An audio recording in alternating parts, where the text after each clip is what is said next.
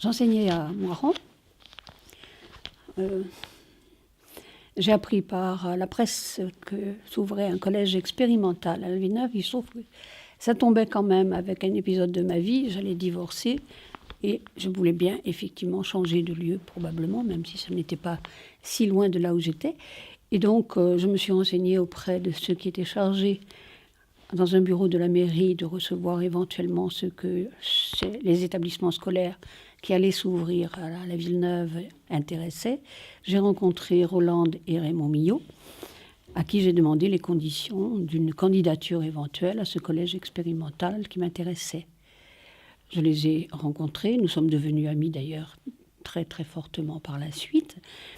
Et j'ai commencé avec eux une première formation à la dynamique des groupes, avec eux sur leur conseil, à une formation à la dynamique des groupes. Et puis les formations se sont enchaînées par la suite avec tout ce que, effectivement, la Villeneuve permettait comme formation professionnelle en tout genre à ceux que cela pouvait intéresser. Le collège expérimental m'intéressait parce que professionnellement, tout ce qui était pédagogique ne pouvait pas me laisser indifférent. Et j'y ai trouvé effectivement matière à beaucoup de réflexion et à beaucoup d'expérience et à beaucoup de satisfaction, je dois dire.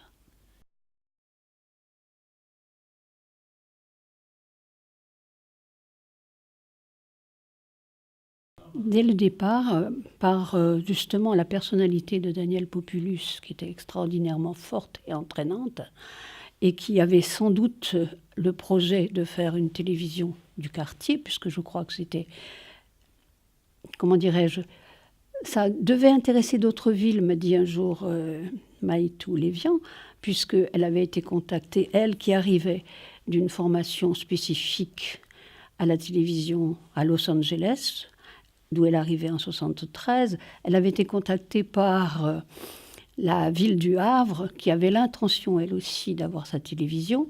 Et elle savait que d'autres villes, comme Lille, je crois, et Marseille, étaient intéressées. Il se trouve que c'est Grenoble qui a réalisé ce projet, qui était celui d'autres villes ou d'autres collectivités territoriales, m'a-t-elle dit. Bon, à partir de là, Populus s'en est chargé. Il avait rencontré ce couple de Michel et Maïtou Lévian à Los Angeles. Il savait qu'elles avaient une formation, effectivement, lui au cinéma, elle à la télévision, et ils ont fait partie vraiment intégrante de Vidéogazette à partir de 1973, et peut-être jusqu'en, je ne sais pas quelle année ils ont quitté. En tout cas, ils ont été ceux qui voulaient expérimenter deux choses, à mon avis, telles que je les ai connues. Lui avait beaucoup travaillé avec l'Actors Studio, et il partait du principe que l'on pouvait effectivement, on n'avait pas besoin forcément de comédiens professionnels pour réaliser en effet des émissions de télévision. Moyennant quoi, on a travaillé ensemble pendant, je ne sais pas combien de temps, mais en tout cas beaucoup. Et Daniel Populus, de son côté, était persuadé qu'une caméra, c'était un stylo. Avec lui, déjà, une école de Moirans, une classe de Moirans était venue réaliser des émissions de télévision à Grenoble. Je me rappelle très très bien qu'il se trouve que, c'était sûrement pas par hasard, que le recteur Niveau était présent quand il a vu mes élèves produire ce qu'ils avaient évidemment longuement préparé avant et être séduits par le principe effectivement de faire à des élèves des émissions de télévision.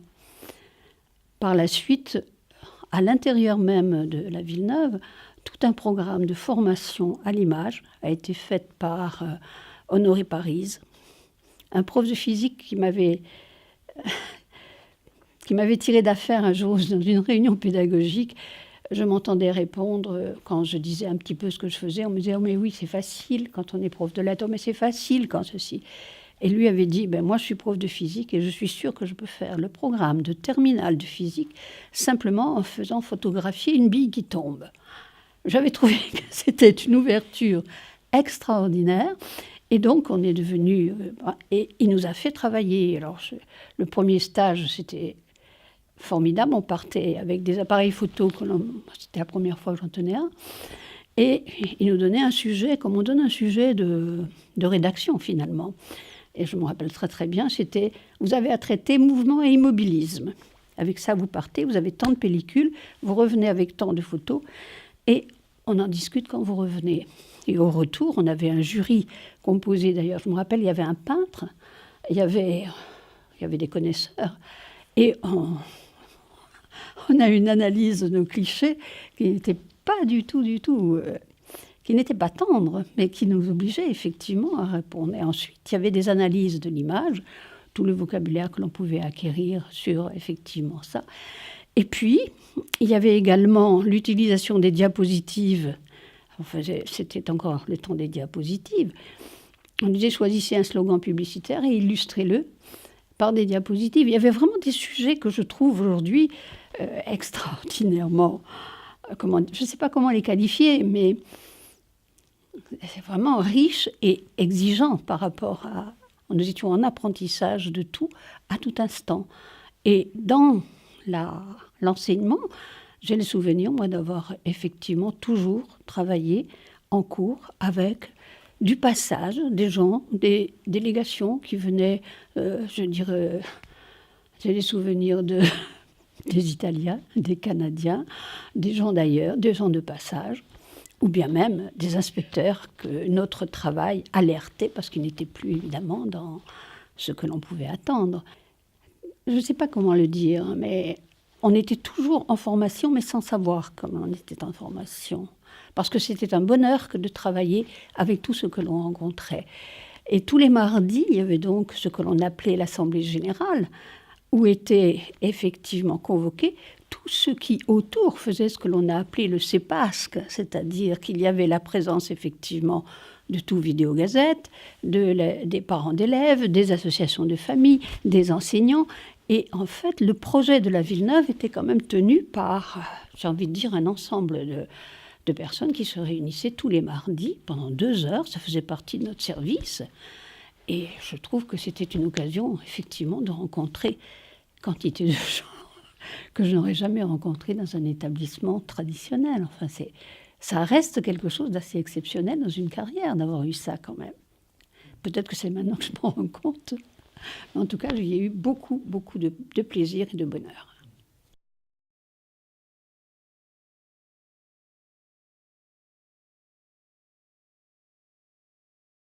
Je me rappelle que j'ai quand même un ancien élève.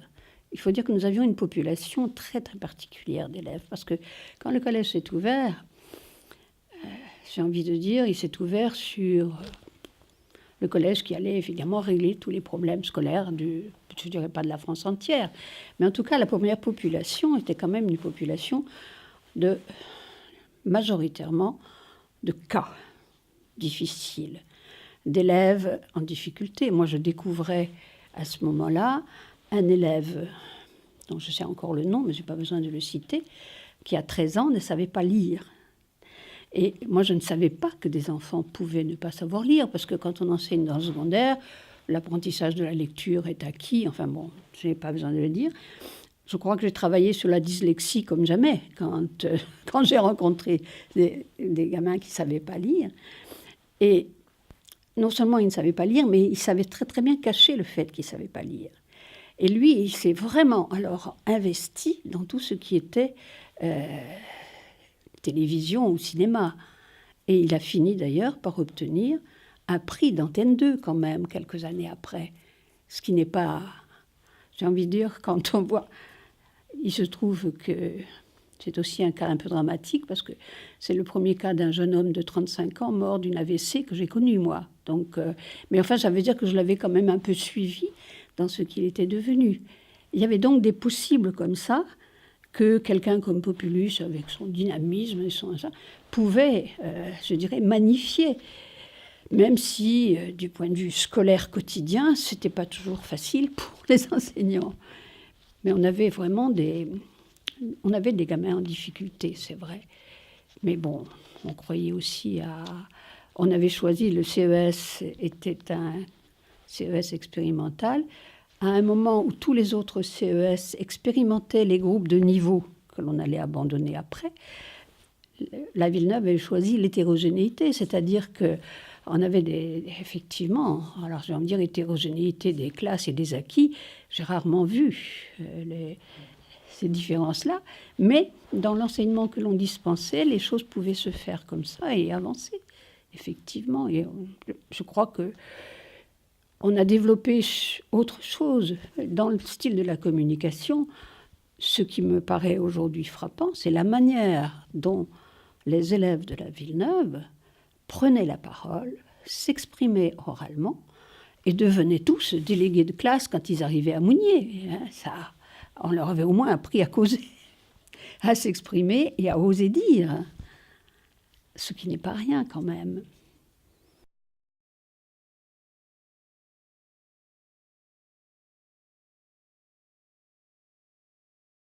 Ah, si je pouvais me rappeler comment ça se passait concrètement, ça veut dire que j'aurais encore de la mémoire, ce qui n'est pas le cas.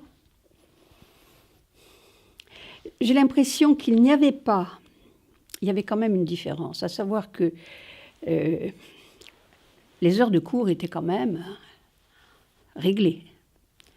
Il y avait tant d'heures, les élèves n'ont absolument pas souffert du manque de cours. Et ça, c'était réglé et la classe se terminait quand même à 5 heures. Évidemment, les espaces ouverts pour tous, il n'y avait pas de cours de récréation. Dès qu'un enfant sortait, il était à l'espace 600, il était effectivement dans l'espace de l'Arlequin.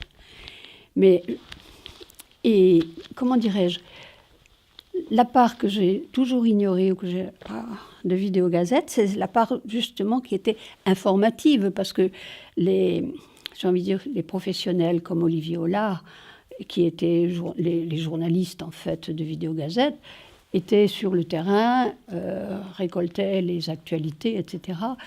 Pendant que nous, on travaillait avec les gamins quand même. Je crois que... Donc je ne peux pas vous répondre. Je ne sais pas comment ça se faisait, mais je sais que on passait des week-ends ensemble, mais à faire autre chose. J'ai peu travaillé avec Olivier Hollard, alors que je suis toujours en relation avec Françoise Vergnol, que vous avez peut-être rencontrée, et avec qui j'ai toujours de bonnes relations. Mais je passais du temps avec Populus. On essayait de faire, à la maison, on avait essayé de faire un dessin animé pour témoigner de l'école maternelle. Bon, ça s'est commencé, ça s'est pas terminé. Avec Michel Livian, j'ai tourné Oui, on a tourné, avec mon fils d'ailleurs, un bout de téléfilm qui n'a pas abouti non plus. Mais enfin,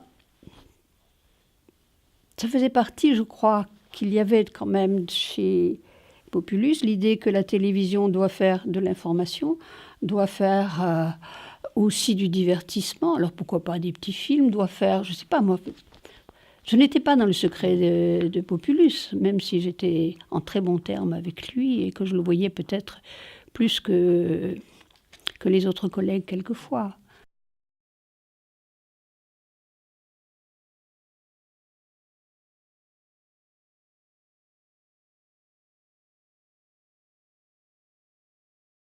Non, je ne le sais pas. J'ai le souvenir seulement d'une réunion qui a été faite probablement par la municipalité de Grenoble, à laquelle j'ai assisté, et où il a témoigné de ce que ça allait, de ce qui allait être fait, et où je suis sortie en me disant, voilà quelqu'un avec qui j'aimerais travailler. Et du coup, j'ai travaillé avec lui. Mais vous savez, le mot projet que tout le monde promène aujourd'hui, il était rare dans les conversations de l'époque. On l'a vu arriver avec la Villeneuve, mais c'était pas... Comment dirais-je?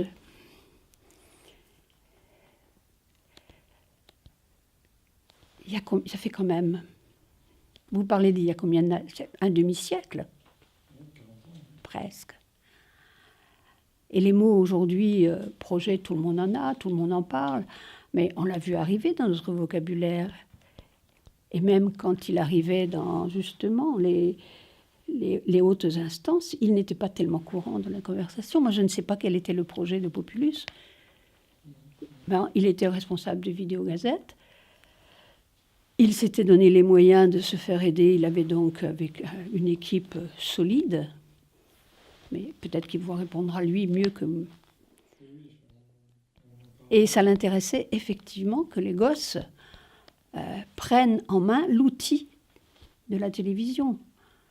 Et donc, apprendre à se servir d'un outil, Ça pouvait passer par l'écriture d'un scénario, d'un storyboard, puis l'acquisition de techniques, manier une caméra, faire du travail sur le son, connaître l'image.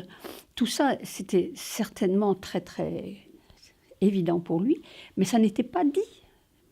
Moi, je n'ai pas eu l'impression d'être en formation de tout ça à ce moment-là. Aujourd'hui, je baptise ça des formations professionnelles acquises, mais j'avais l'impression que ça faisait partie d'un ensemble, mais je ne sais pas de quoi, mais qui devait aboutir, effectivement, je ne sais même plus la périodicité des émissions de Vidéogazette.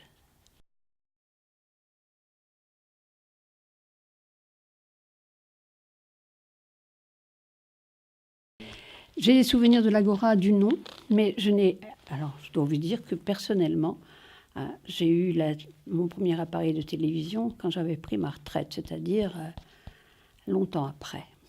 Et que je n'avais pas la télévision, j'ai essayé d'habiter l'Arlequin. Et je n'ai pas supporté. Bon, il faut dire que j'ai une allergie à la ville qui est un peu... Bon. Et donc, j'y suis restée 1 an. Mais j'étais toujours en train de travailler avec les gens de Vidéogazette, mais je n'ai pas... Et avec le quartier un petit peu, avec les parents d'élèves, je connaissais les associations. Mais vraiment, je ne peux rien vous dire de ça, de clair, parce que je me suis dépêchée d'aller habiter ailleurs après.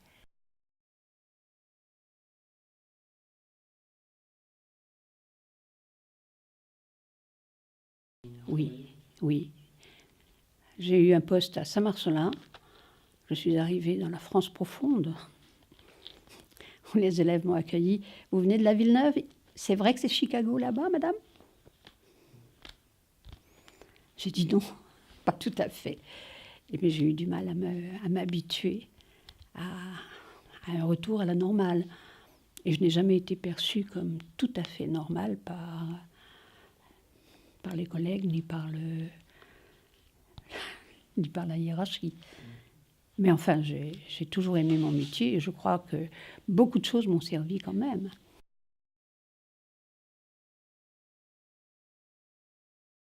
Non. Non, curieusement, mes enfants étaient beaucoup plus calés que moi par rapport à tout ça. Ils disaient, c'est quand même étonnant que tu aies été la spécialiste de l'audiovisuel et que tu saches ne rien faire avec. Effectivement, je n'ai jamais rien fait. Je ne sais pas tourner un bouton, mais je savais faire. Peut-être que parce que je ne savais pas le faire, je ne sais pas. Mais j'ai beaucoup appris sur l'image, c'est vrai. Et puis sur les rencontres avec les autres, sur une communication avec les collègues, avec les autres. D'ailleurs, j'ai été chargée de formation à la MAFPEN ensuite. Et d'ailleurs, la plupart des enseignants de la Villeneuve ont eu cette charge après, chargée de la formation des autres. Ça voulait bien dire qu'on avait eu un socle quand même particulièrement important. Et je crois que Vidéogazette n'y était pas pour rien.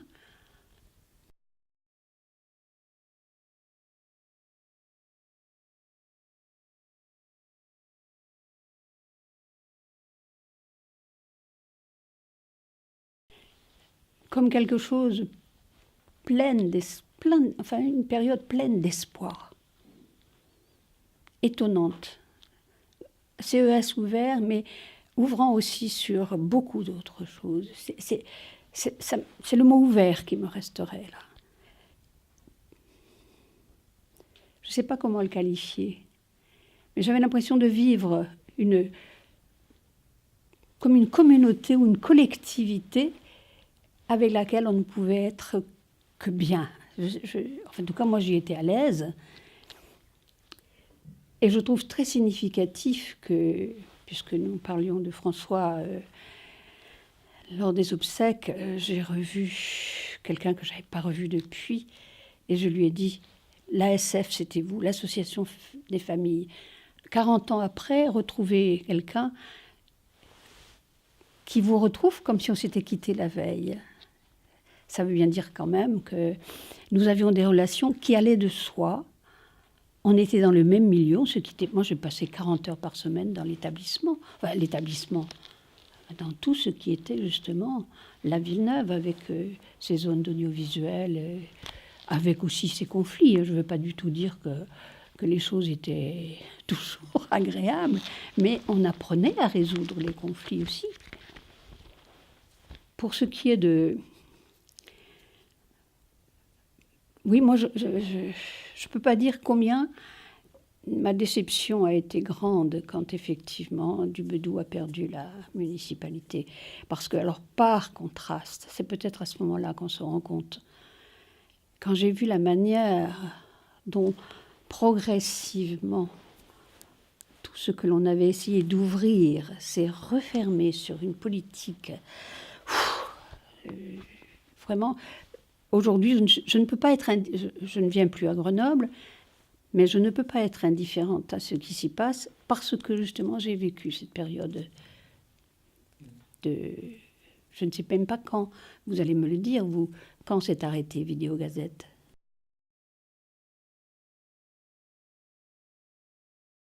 Oui, mais moi, je suis partie en 77, l'année suivante. J'ai quitté. Je suis partie à Saint-Marcelin.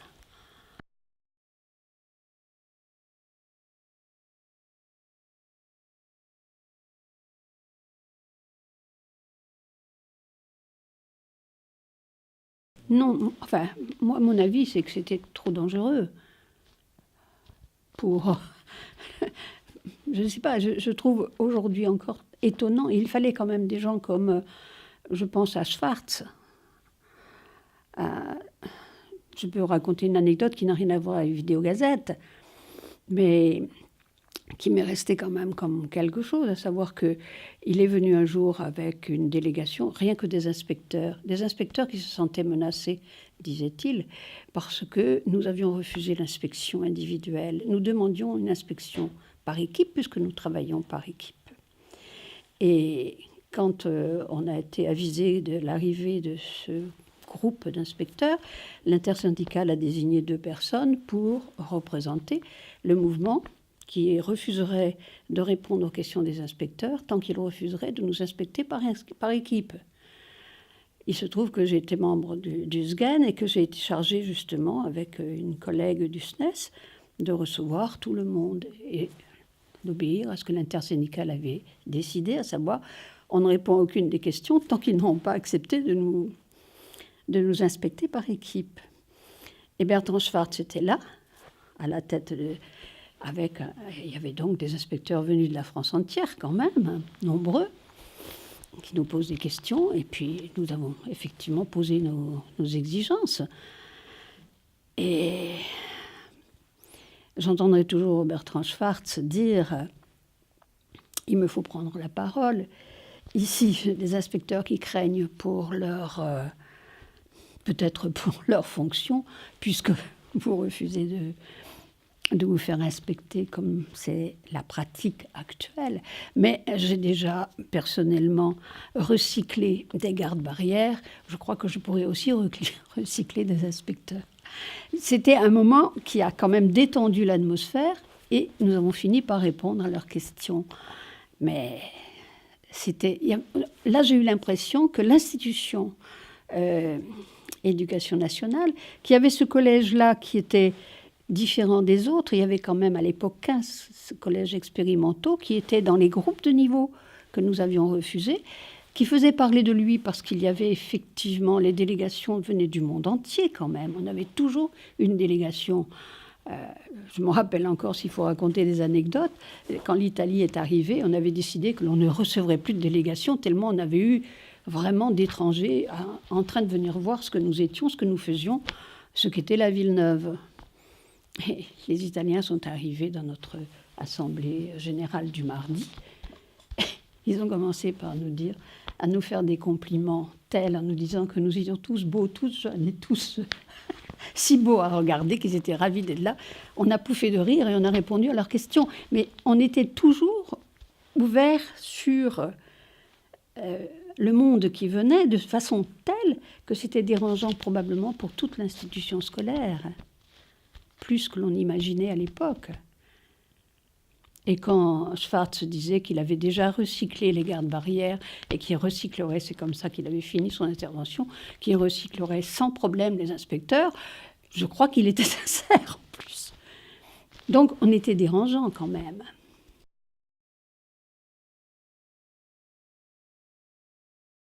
Schwartz, oh non, mais Schwartz a été quelqu'un qui avait travaillé à la formation professionnelle et à la, comment dirais-je, la formation professionnelle de toute la Lorraine qui était à ce moment-là en train de fermer ses usines et qui a fait un travail considérable sur la formation professionnelle des adultes et qui exigeait que nous ayons, et je pense que dans notre TAF, nous avions 1 heure de formation professionnelle des adultes. C'est comme ça que j'ai eu, moi, des étrangers en formation. J'avais 1 heure de mon travail où il fallait effectivement former les étrangers à l'apprentissage du français. Entre autres, il y avait toute une organisation qui, à mon avis, mettait un petit peu en péril l'institution.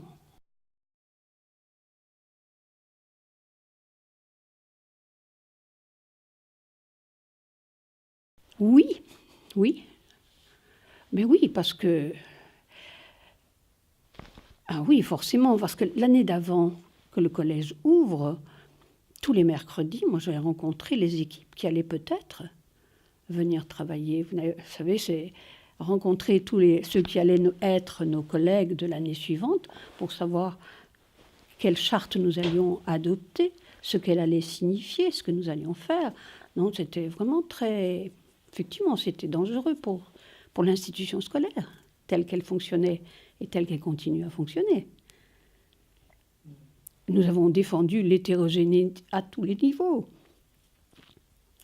Alors que les groupes de niveau, c'était quand même faire fonctionner, c'était ça à la mode à l'époque, les autres établissements expérimentaux travaillaient sur les groupes de niveau.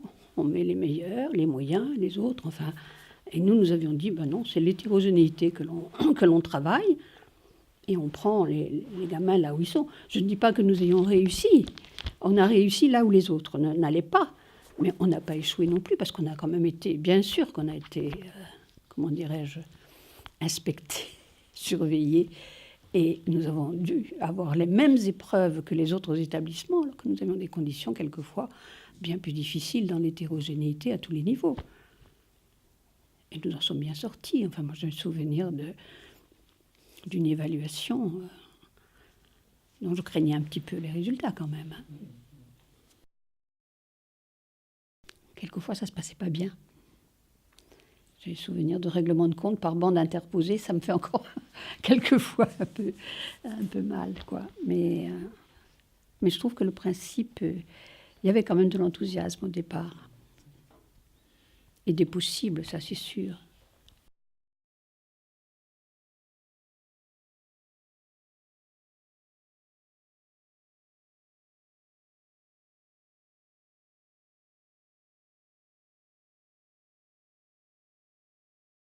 Je suis obligée de vous répondre de là où j'étais, c'est-à-dire que moi j'ai appris la critique de l'image par nécessité avant d'en faire, en quelque sorte. Et le temps était quand même relativement bref, mais produire des images, ce que ça représentait pour les élèves, c'est vrai que ça rentrait dans la formation qu'on leur donnait quand même. Parce que, c'est curieux, hein. J'avais l'impression, moi, que quand j'étais en apprentissage avec les spécialistes, en quelque sorte, de l'audiovisuel, j'avais à transmettre immédiatement à des élèves qui étaient bien plus dégourdis que moi. Face à une caméra, ils avaient beaucoup moins de problèmes que j'en ai eu, moi, ça c'est clair. Comme aujourd'hui, enfin, c'est encore plus net pour l'informatique. Et donc, j'ai l'impression que les élèves étaient en co-formation avec les enseignants qui voulaient bien se former à ça, effectivement. Mais je réalise maintenant, en revivant avec vous, le peu de temps que l'on a eu, effectivement, pour mettre en place ce qui était pourtant plein d'espoir et de générosité au départ. Moi, je garde la nostalgie des premières années où des possibles s'ouvraient, où il y avait... Il n'y a quand même que là que j'ai passé 40 heures par semaine dans un établissement. Enfin, on ne se quittait pas. Il y avait toujours quelque chose à faire, à dire, à partager. Et d'ailleurs, c'est significatif que finalement, tous les amis que j'ai, moi, c'est des amis de l'époque. Hein. Ça veut dire aussi quelque chose du point de vue de la relation que l'on peut avoir dans les milieux du travail avec des gens avec qui il faut partager ce que l'on vit au quotidien. Et puis, on était quand même dans la création. C'est étonnant comme période. Il faut dire que 68 n'était pas loin derrière nous. Hein. Et donc, je ne suis pas sûre d'avoir répondu à votre question.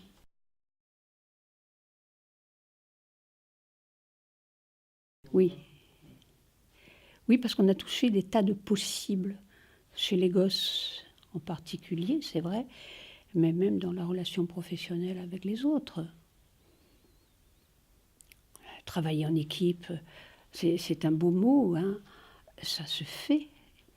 Mais là, nous étions obligés de le faire, mais c'est extraordinaire quand on le réussit. Comme c'est reposant, comme c'est l'impression qu'on n'est jamais seul, alors que ce n'était pas le cas avant. J'ai envie de dire ni après, parce que moi j'ai réussi à faire des équipes là où j'ai fini par échouer après, parce que je ne pouvais pas m'en passer.